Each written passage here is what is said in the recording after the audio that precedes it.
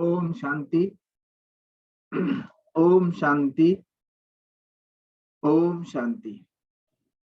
आज का जो वीडियो है बहुत ही इम्पोर्टेंट और सब भाई और बहनों को ये वीडियो बहुत ही मददगार हेल्पफुल बने रहेगा।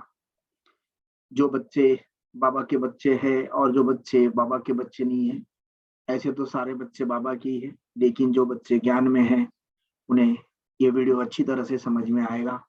और जो बच्चे ज्ञान में नहीं है, जो अज्ञान में है ना, उन बच्चों को ये वीडियो अच्छे से नहीं समझ में आएगा। लेकिन एक मोटिवेशनल तरीके से मैं वीडियो में कुछ बाबा के महावाक्य को एडिशन करूंगा और नॉन बीके को भी समझाने का प्रयास मैं इस वीडियो के माध्यम से करने का प्रयास करूंगा। तो फिर से एक बार ओम शांति। अभी हम 9 फरवरी 2022 की मुरली, इस मुरली का जो सार है, इस मुरली में जो धारणाएं है, स्लोगन है ना, स्वमान है और उसमें का जो आशीर्वाद है, इसको लेकर मैं चर्चा करने का प्रयास इस वीडियो के माध्यम से करने जा रहा हूँ। बाबा कहते हैं, भगवान कहते हैं कि बच्चों, सब दुखियों को सुखी बनाना। अब सब दुखियों को सुखी बनाना। अब सब दुखियों को सुखी कब बना सकते हैं? ऐसे तो नहीं बना सकते। खुद ही दुखी होकर दूसरों को तो सुख नहीं बना सकते। तो उसके लिए हमें सबसे पहले सुखी बनना पड़ेगा, यानी हमें सुखी बनकर दुखियों को सुखी बनाना है। बाबा ये कहते हैं, भगवान ये कहते हैं, ये एक बाप का ही फर्ज है। क्या बाबा ये कह रहे हैं कि सब दुखियों को सुखी बनाना यह एक बाप का ही फर्ज है। वही सर्व का सद्गति दाता है। सबको सद्गति देने वाला केवल एक ही परमपिता परमात्मा शिव भगवान है। और उसके शरण में जो बच्चे आ जाते हैं उनको सद्गति प्राप्त हो जाती है। बाबा वही कह रहे हैं कि केवल हमें सुखी नहीं बनना है, सुखी बनकर दुखियों को सुखी बनाना है। और ये जो काम है, ये काम बाबा हम बच्चों द्वारा ही करवाना चाहते हैं और करा रहे हैं। आज की मुरली के माध्यम से बाबा ने एक बहुत अच्छा मीठा प्रश्न हम बच्चों से पूछा है कि भगवान अपने बच्चों को चढ़ती कला में जाने की कौन सी युक्ति सुनाते हैं। क्या कह रहे हैं? भगवान कह रहे हैं, बाबा कह रहे हैं, शिव बाबा कह रहे हैं कि बाप अपने बच्चों की चढ़ती कला में जाने की कौन सी युक्ति सुनाते हैं। युक्ति दे रहे हैं, हमें आइडियाज दे रहे हैं, है ना। बाबा कह रहे हैं कि बाबा कहते हैं, मीठे बच्चे, मैं जो सुनाता हूँ तुम उसे ही सुनो, तुम उसे ही सुनो। बाकी जो कुछ सुना है उसे भूल जाओ, क्योंकि उससे तुम नीचे उतरते आए हो। जब हम सतो प्रधान थे, सतो प्रधान में से रजो प्रधान हुए, रजो से अभी तमो प्रधान हो गए। बाबा केवल हमें संगम युग पर, इस संगम युग पर आकर ही हमारी चढ़ती कला में हमें चढ़ाते हैं। पर बाबा जब नहीं रहते हैं, जब उनका साथ नहीं रहता है, तो हम उतरती कला में आ जाते हैं। इसलिए बाबा कह रहे हैं कि तुम बच्चों, जो भी कुछ मैं सुनाता हूँ केवल उसको ही सुनो और उसी को अपने दिमाग में रखो। बाकी जो कुछ आप सुनते हैं या सुना है उस सबको आप भूल जाओ। उससे ही तुम्हारा नीचे उतरने का या नीचे उतरती कला का जो शुरुआत हुई है वो स्टॉप हो जाएगी और चढ़ती कला में आपका समावेश हो जाएगा। बाबा दूसरा और एक प्रश्न पूछा है, कौन सा सीक्रेट तुम बच्चे समझते हो जिसमें सभी वेद शास्त्रों का सार आ जाता है। नॉन बीके के लिए भी ये बहुत बड़ा अच्छा पॉइंट है और बीके के लिए तो अच्छा है ही है। ब्रह्मा सो विष्णु और विष्णु सो ब्रह्मा बनते हैं। कैसे दोनों एक दो की नाभि से निकलते हैं, यह राज तुम बच्चे ही समझते हो, यह सीक्रेट तुम ही समझते हो। यह सभी वेद शास्त्रों का सार है। बाबा क्या कह रहे हैं कि ब्रह्मा सो विष्णु और विष्णु सो ब्रह्मा। ये जो राज है, ये जो गुह्य राज है, ये जो सीक्रेट बात है, ये केवल डीके ही जानते हैं, ये केवल आप बच्चे ही जानते हैं, हम बच्चे ही जानते हैं, ऐसा बाबा हमें कह रहे हैं। तो आगे कहते बाबा कि मीठे मीठे अति प्यारे सीख लदे बच्चे अर्थ समझते हो। आज बाबा ने इसका अर्थ हमें समझाने का प्रयास किया है। मीठे मीठे अति सीख लदे बच्चे अर्थ समझते हो। यूं तो बाप को सारे सृष्टि के बच्चे प्यारे हैं, जरूर है। बच्चे जानते हैं कि यह जो भी मनुष्य मात्र है वह परम पिता परमात्मा की संतान है, ईश्वरीय फैमिली है। फैमिली में सबसे जास्ती प्यार बाप से होता है, जिसने बच्चों को रचा है, बेहद का बाप कहते हैं। प्यारे प्यारे मीठे मीठे सीख लदे बच्चे 5000 वर्ष के बाद फिर से आकर मिले हो। कब मिले? इस संगम युग पर। तो जबकि बाप आकर सब बच्चों को अशांति से शांति में ले जाते हैं। शांति के लिए कितने कॉन्फ्रेंस आदि करते हैं, ऐसा आज बाबा हमें समझा रहे हैं। और अभी हम बाबा ने इस मुरली के माध्यम से जो कुछ धारणाएं दी है, उस धारणा को लेकर अभी हम चर्चा करेंगे। धारणा इस तरह है, उसमें से पहला पॉइंट है, संपूर्ण पावन बनने के लिए अव्यभिचारी बनना है, एक बाप से ही सुनना है, एक को ही याद करना है। बाबा क्या कह रहे हैं? संपूर्ण पावन। जब तक हम संपूर्ण पावन, जब तक हम संपूर्ण अव्यभिचारी नहीं बनते, तो जब तक हम पावन पवित्र नहीं बनते, तब तक हम संपूर्ण संपूर्ण सोलह कला संपूर्ण संपूर्ण निर्विकारी नहीं बनते। बाबा यही कह रहे हैं। इसलिए आपको सबसे पहले, या हम बच्चों को सबसे पहले अव्यभिचारी बनना अति आवश्यक है। एक बाप से ही सुनना है, एक को ही याद करना है, एक बाप दूसरा ना कोई। एक बाप से सुनना है, एक बाप की याद में रहना है, उन्हीं को बुलाना है, उन्हीं को पुकारना है, उन्हीं की याद में रहना है, उन्हीं के बारे में सोचना है। बाबा वही समझा रहे हैं कि संपूर्ण पावन बनने के लिए अव्यभिचारी बनना अति आवश्यक है। एक बाप से ही सुनना है, एक को ही याद करना है। बाबा आगे कहते हैं कि बच्चों, खुदाई खिदमतकार बन भारत को पावन बनाने की सेवा करनी है। जब तक हम खुद खुदाई खिदमतगार नहीं बनते, या जब तक हम रूहानियत की भाषा नहीं करते, जब तक हम देह को भूल देही अभिमानी स्वरूप में स्थित नहीं होते, आत्म स्वरूप में स्थित नहीं होते, तब तक हम पावन नहीं बनते। तो इसलिए हमें सबसे पहले रूह रिहान के हिसाब से देही अभिमानी स्वरूप में स्थिर होकर, आत्म स्वरूप में स्थिर होकर, हमें खुदाई खिदमतगार बनकर भारत को पावन बनाने की अमूल्य अतुलनीय सेवा हमें करनी है। और हमारी बुद्धि केवल एक बात के साथ लगानी है। यही काम हमें, यही पुरुषार्थ हमें करना है। बाबा आज का जो वरदान दिए है, बहुत ही अच्छा, श्रेष्ठ, मीठा, प्यारा वरदान आज इस मुरली के माध्यम से हम बच्चों को दिया है। स्वस्थिति द्वारा हर परिस्थिति को पार करने वाले मास्टर त्रिकालदर्शी भव। इतना अच्छा स्वस्थिति ऐसी स्वस्थिति बनाए, कोई भी संकट, कोई भी परिस्थिति, कैसा भी विघ्न, हर परिस्थिति में स्वस्थिति से उस परिस्थिति को पार करने वाले मास्टर त्रिकालदर्शी भव का आशीर्वाद वरदान बाबा ने हमें इस मुरली के माध्यम से दिया है।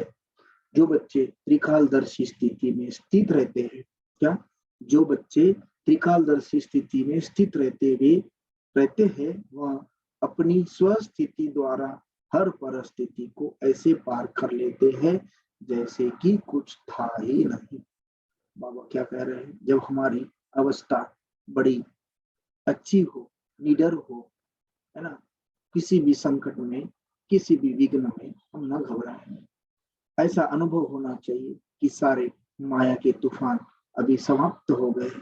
जब तक ऐसी अवस्था में हम स्थिर नहीं होंगे, ऐसी अवस्था में हम स्थिर नहीं होंगे, तब तक माया के तूफान हमारे जीवन में आते रहेंगे और माया हमको डराती रहेंगी और हराती हो रहेंगी। इसलिए माया को हराने के लिए हमें माया से माया के ऊपर विजय प्राप्त करने के लिए हमें बलवान रुस्तम बनना पड़ेगा। बाबा फिर कहते हैं कि माया भी तुम जितना रुस्तम बनते हो, जितना बलवान बनते हो, उतना ही रुस्तम बलवान बनकर वो आपके सामने आती है और आपको हराने का प्रयास करती है। विघ्न जरूर आएंगे, समस्या जरूर आएंगे, एग्जामिनेशन जरूर आएंगे, लेकिन ऐसी स्थिति में अगर हमारी मन की स्थिति निडर रहे, एकदम तंदुरुस्त रहे, कोई भी संकट में हर परिस्थिति को पार करे और ऐसा अनुभव करे कि जैसे कुछ था ही नहीं। जब तक ऐसी अवस्था नहीं आएंगी, ऐसी अवस्था नहीं बनेगी, तब तक जीवन में संकट, माया के तूफान, प्रॉब्लम्स, संकट की परिस्थितियां निर्माण होती रहेंगी और मन का बैलेंस बिगड़ता जाएगा और उसकी वजह से अनेक प्रकार की बीमारियां, अनेक प्रकार का मानसिक तनाव निर्माण होगा। इसलिए हमें योग द्वारा, ज्ञान द्वारा हमारे मन की स्थिति को, हमारे बुद्धि को एक बाबा को संपूर्ण समर्पण करके हमें हमारे मन की स्थिति को, हमारे मन के पावर्स को, शक्तियों को बहुत मजबूत, शक्तिशाली, मास्टर सर्वशक्तिशाली बनना है। खुशी का, शांति का दूत बनना है, प्रेम का सागर स्वरूप बनना है, पवित्र का स्वरूप बनना है ना। इन सारी जो 7 गुण है, soul virtue of the soul, जितने हम 7 गुण हैं, powerful, peaceful, knowledgeful, joyful, blissful, है ना, हैप्पीनेस और प्यूरिटी, इन गुणों को जब तक हम धारण नहीं करेंगे, जब तक हमारे जीवन में इनको नहीं उतारेंगे, तब तक हमें इस तरह की स्थिति प्राप्त नहीं होगी। इसलिए बाबा कहते हैं कि जो बच्चे त्रिकालदर्शी स्थिति में स्थित रहते हैं, वह अपनी स्वस्थिति द्वारा हर परिस्थिति को ऐसे पार कर लेते हैं जैसे कि कुछ था ही नहीं। इसलिए बाबा कहते हैं नॉलेजफुल, त्रिकालदर्शी आत्माएं, त्रिकालदर्शी, हमें आदि मध्य अंत सब मालूम है, चारों युगों के बारे में मालूम है। शरीर छोड़कर आत्माएं कहाँ जाती है, उसका हिसाब किताब खत्म होने के बाद वो आत्माएं कहाँ आती है, हिसाब किताब अगर उसका बैलेंस है तो वो रिबर्थ लेती है। ये जिस तरह का जो चक्र है, जो ड्रामा है, ये ड्रामा का संपूर्ण ज्ञान या संपूर्ण नॉलेज बाबा ने हम बच्चों को दिया है। इसलिए बाबा हमें कह रहे हैं कि त्रिकालदर्शी आत्माएं समय प्रमाण, अभी बहुत ही एक इम्पोर्टेंट, अच्छा, सब बीके नॉन बीके के लिए भी ये पॉइंट बहुत ही महत्वपूर्ण है। बाबा कहते हैं नॉलेजफुल, त्रिकालदर्शी आत्मा समय प्रमाण हर शक्ति को, हर पॉइंट को, हर गुण को आर्डर से चलाते हैं। क्या?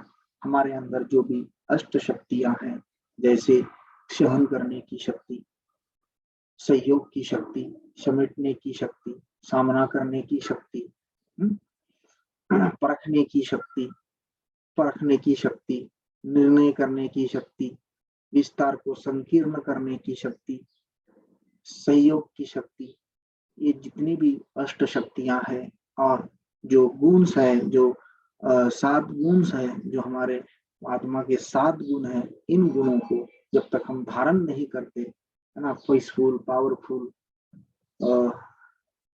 जॉयफुल, ब्लिसफुल, हैप्पीनेस और ये जो गुण है, इन गुणों को हमें धारण करना है। और केवल धारण ही नहीं करना है, जब जब इन शक्तियों को हमें यूज करने की जरूरत पड़े, जब जब हमें इन गुणों को धारण कर इन शक्तियों को यूज करने का जरूरत पड़े, समय की पुकार है, समय की मांग है, उसी समय पर, उसी टाइम पर अगर हम इन शक्तियों को सही समय पर, सही शक्तियों को अगर यूज करते हैं, तो उसका बहुत बहुत फायदा हम बच्चों को भी होता है और दूसरे बच्चों को भी होता है। इसलिए पापा कहते हैं कि नॉलेजफुल, त्रिकालदर्शी आत्माएं समय प्रमाण हर शक्ति को, हर पॉइंट को, हर गुणों को ऑर्डर से चलाते हैं। ऐसे नहीं कि समय आने पर ऑर्डर करे क्षण शक्ति को और कार्य पूरा हो जाए फिर क्षण शक्ति है।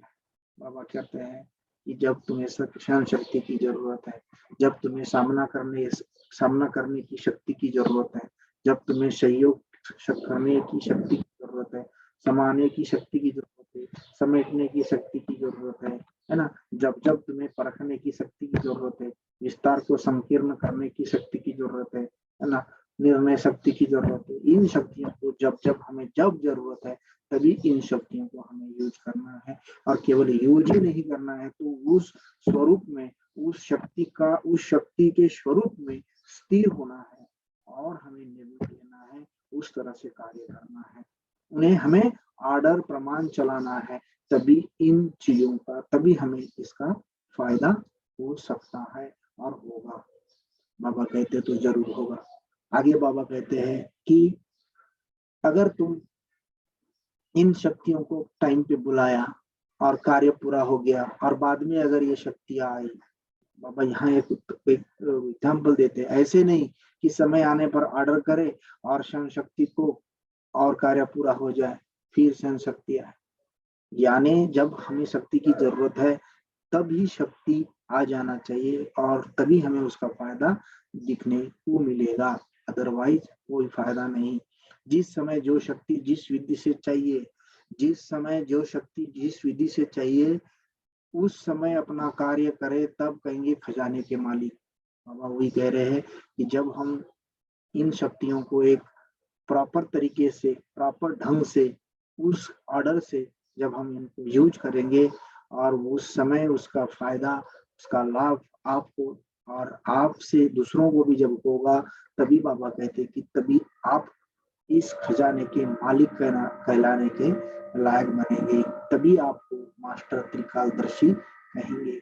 इसीलिए बाबा कहते हैं कि उस समय अपना कार्य करे तब कहेंगे खजाने के मालिक और मास्टर त्रिकालदर्शी। बाबा ने आज इस मुरली के माध्यम से बहुत ही अच्छा एक स्लोगन दिया है। स्लोगन ऐसा है, जो सदा खुश रहते हैं और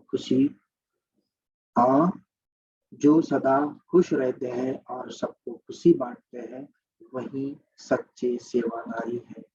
अगर हम सच्चे सेवादारी अगर हमें बनना है, बाबा की सेवा में अगर हमें हाथ बांटना है और हमें सही दिल से सेवा अगर करनी है, तो सबसे पहले हमें खुशी खुशी इस शक्ति को प्राप्त करना है, खुश बनना है, खुशी का खजाने की स्वरूप बनना है और खुश बनकर हमें खुशी बांटना है, खुशी का दान देना है, तब हम कहने लायक बनेंगे कि हम सच्चे सेवाधारी हैं।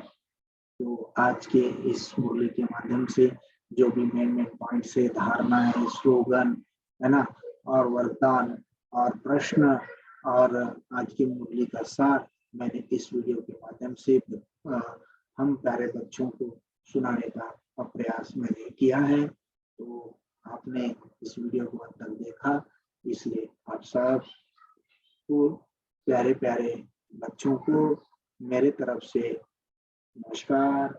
ओम शांति, ओम शांति, ओम शांति।